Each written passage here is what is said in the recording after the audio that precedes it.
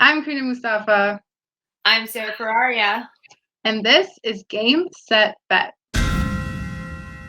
All right, welcome everybody to another edition, a special edition of Game Set Bet. It's a longer form because there's a lot of tennis going on. I'm your host, Karina Mustafa. I'm joined here by Sarah. Sarah, how are you doing today?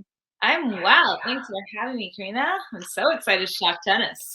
Oh yeah, for sure. We're like in the midst of the Australian Open now, so it's really starting to get good. A lot of matchups are like they're starting to get a little harder to predict, honestly. I was kind of on a little bit of a roll this week, and now it's like, I don't know, I'm Yeah. like a little bit unsure. Yeah, the last, I want to say like day and a half, we lost so many big hitters. So yeah, it's anyone's game at this point. It's exciting though. Yeah, it is. Like, I remember I chose Naomi Osaka to win yesterday, and she got upset. The defending champion is out, so Yeah. kind of opens up the field a little bit. But I'm excited to get started. We'll get started on the men's side first, and we'll start with a matchup between Zandschulp, that is quite a name to pronounce, against Daniil Medvedev of Russia, who is ranked second in the world right now. He's arguably playing his best tennis. He won the US Open back in August.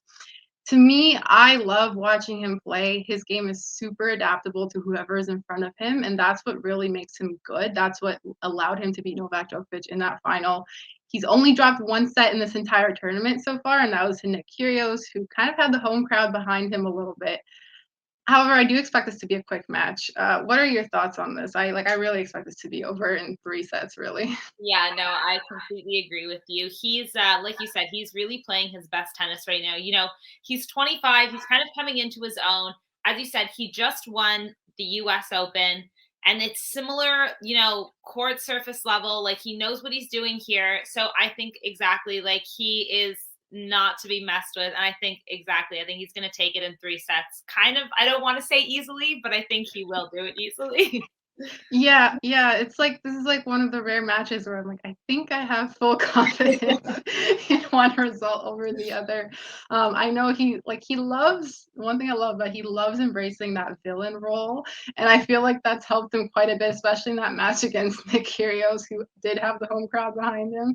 Kind of thrives on that, and so he's definitely a very interesting player to watch. Yeah, I mean, Kyrgios is also his own villain as well, if you want. But yeah, no, that was a fun game to watch too. But I do think Medvedev just has the experience and the talent right now, and just the drive.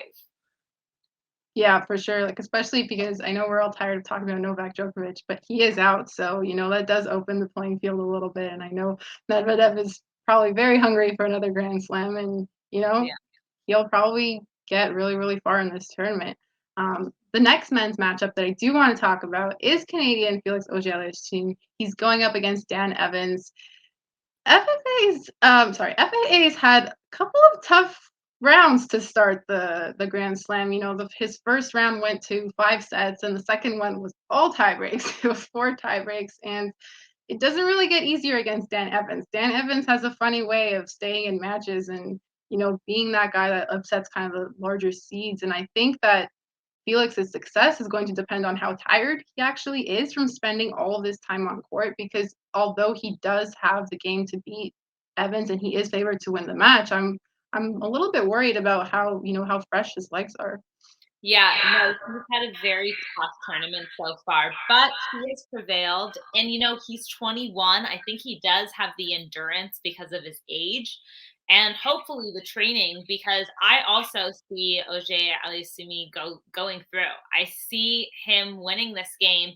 I mean, he's ranked 9th right now. I think Evans is 24th. If you look at that, he's a little bit higher up. But yeah, like you said, like fatigue is going to play a factor, but I think also he went to the semis in the US Open over the summer. Like he is only getting better and better. And he's one of the first Canadian tennis players in my lifetime that I'm seeing that could actually potentially not just plateau and fall off the map, but maybe do something, because we really can't seem to like produce any sort of like solid value. So I have a lot of faith in him. And I think his age is like super important for all this like exhaustion he's going through, because he's not like in his 30s like Rafa, he's still super young. So I'm gonna take FIA, and I think I think he's gonna be able to get this one.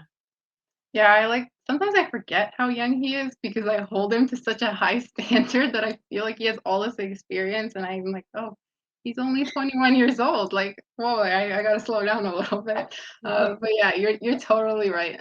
He is a young 21-year-old, so he'll probably be okay in this match. I will lean towards him though. I am hoping though, as the rounds continue, that he does find a way to kind of maybe tighten up his matches a little bit because I feel like once he gets to an even harder opponent, like let's say one of the really like top seeds, then he might run into a problem there. But he's still in it, and we're still going with him.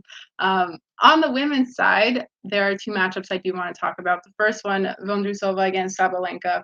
It's interesting because Vondrousova is actually favored to win this match, but Sabalenka is the higher seed, and I think that, although Vondrousova is playing good tennis, she's a really dangerous opponent. I just don't see her upsetting Sabalenka. Like her energy when she gets motivated does enough to give her so much power, in her serves, and her hitting starts to become really unplayable. So I'd lean towards her on this one. I think she might feel like she has something to prove just because, we haven't really heard from her recently. What are your thoughts on this?